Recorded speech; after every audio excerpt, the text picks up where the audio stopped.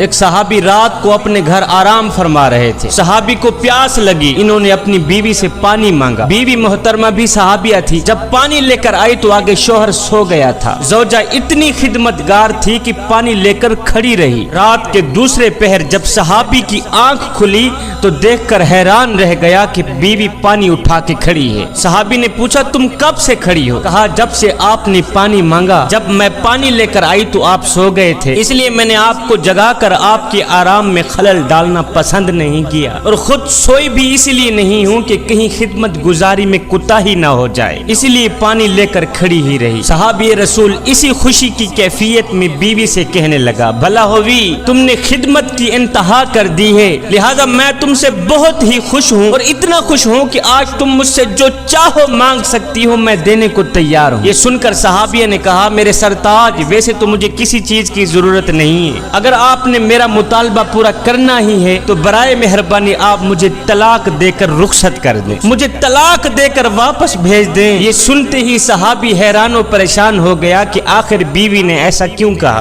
بیوی نے طلاق کیوں مانگی؟ صحابی نے کہا میں آپ سے وعدہ کر چکا ہوں کہ میں آپ کا مطالبہ پورا کروں گا، لہٰذا آؤ چلتے ہیں حضور کی خدمت میں، حضور علیہ السلام کے مشورے کے بعد جو بھی فیصلہ ہوگا اس پر عمل کیا جائے گا۔ صبح کے وقت یہ دونوں میاں بیوی گھر سے نکلے، کہاں جا رہے ہیں؟ حضور علیہ السلام کے پاس جا رہے ہیں، دونوں جا ہی رہے تھے، راستے میں صحابی کا پاؤں پھسلا، وہ منہ کے بل زمین پہ گر گئے، بیوی نے فوراً ہی صحابی کو اٹھایا، اٹھاتے ہی کہا او میرے سرتاج تجھے چوٹ تو نہیں لگی، اور تجھے چوٹ تو نہیں لگی؟ صحابی نے کہا بھلا ہووی باقی تو سب ٹھیک ہے لیکن پاؤں میں شدید درد ہو رہی، شدید تکلیف ہو رہی۔ یہ سنتے ہی صحابیہ بیوی نے کہا او واپس گھر چلتے ہیں، اب مجھے طلاق کی کوئی ضرورت نہیں، اب مجھے طلاق کی کوئی ضرورت نہیں ہے۔ کہا وہ کیسے، یہ ماجرا کیا ہے؟ صحابیہ نے کہا مسئلہ یہ ہے کہ میں نے سنا ہے کہ جسے ساری زندگی میں کوئی تکلیف نہ ہو اس کے ایمان میں شک ہوتا ہے، اور جو بھی ایماندار ہوتا ہے وہ تکلیفوں میں ضرور آزمایا جاتا ہے۔ مجھے آپ کے ساتھ رہتے ہوئے اتنا عرصہ گزر چکا ہے، اتنا عرصہ بیت چکا ہے کہ آپ کو